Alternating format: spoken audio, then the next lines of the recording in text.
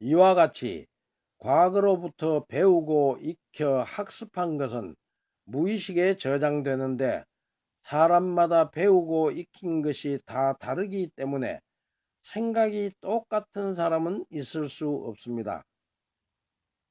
사람마다 생각이 다 다른 것만으로는 아무런 문제도 일어나지 않을 것이나 내 생각과 다르면 상대방의 생각은 틀렸다고 생각하기 때문에 누구나 서로 상대방을 바꾸려 함으로 모든 분쟁은 일어나게 됩니다.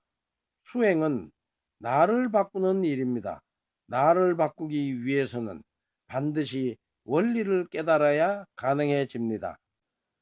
영적인 차원을 3차원에서 4차원 이상으로 높인다는 말은 거시세계의 차원에서 미시세계의 차원으로 높인다는 말로서 육안으로는 볼 수 없는 미시세계를 심한, 즉 제3의 눈인 마음의 눈으로 확실하게 보고 모든 것을 꿰뚫어 안다는 말로서 이것을 통찰력이라고 합니다. 그렇다면 어떻게 해야 이 일이 가능해질까요? 이 일을 가능하게 하는 것은 깨달음의 대상이 무엇인지를 우선 명확하게 알아야 합니다.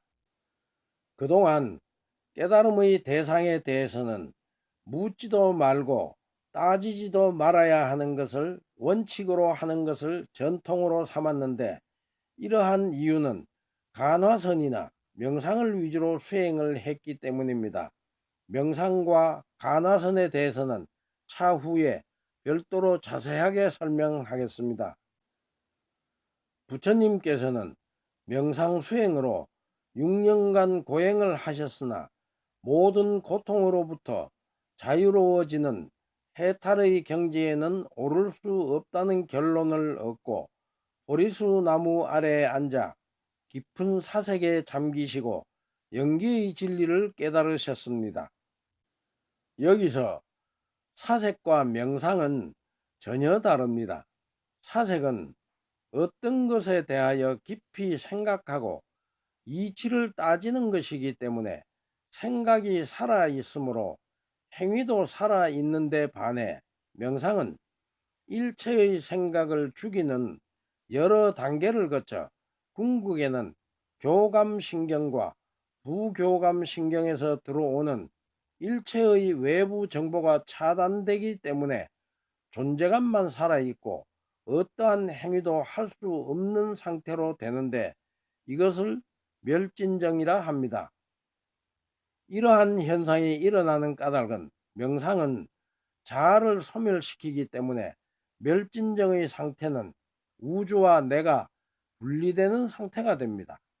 멸진정에 드는 과정에 여러 가지 부작용, 즉 마구니 장애가 나타나기도 하는데 신비주의에 빠지는 것도 마구니 장애입니다. 이러한 장애에 빠지게 되면 깨달음과는 영원히 멀어지게 됩니다. 본래 깨달음의 대상은 진여입니다. 진여는 본래 항상한 것, 즉 우주가 생기기 이전부터 본래 있었던 것을 말합니다. 양자물리학자 데이비드 봄은 진여를 활성정보라고 했습니다.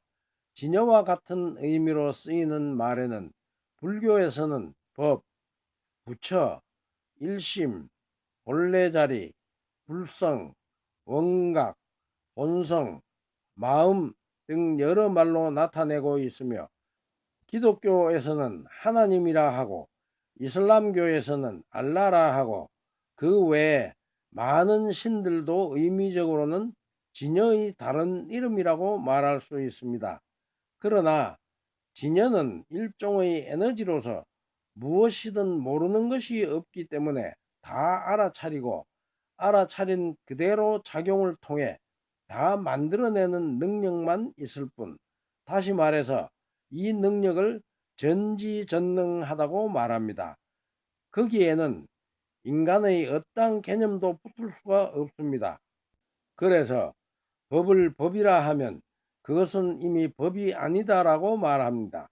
따라서 과학의 언어인 수학적인 차원이라는 말도 인간의 개념이기 때문에 진여에는 본래 몇 차원이라는 말도 붙을 수가 없다는 사실입니다. 차원이라는 말은 다만 깨달음의 공부를 위해 어쩔 수 없이 진여를 현상계와 분별해서 상대적으로 쓴 말입니다. 다시 말해서 전지전능하고 모든 것을 다 초월해 있고 텅 비어 있다는 말입니다. 따라서 묻지도 말고 따지지도 말아야 하고 오직 깨달음으로 체득해야 합니다. 말할 길이 끊어졌다 하여 어느 도단이요 또는 입을 여는 순간 이미 그르쳤다 하여 개구적착이라고 말합니다.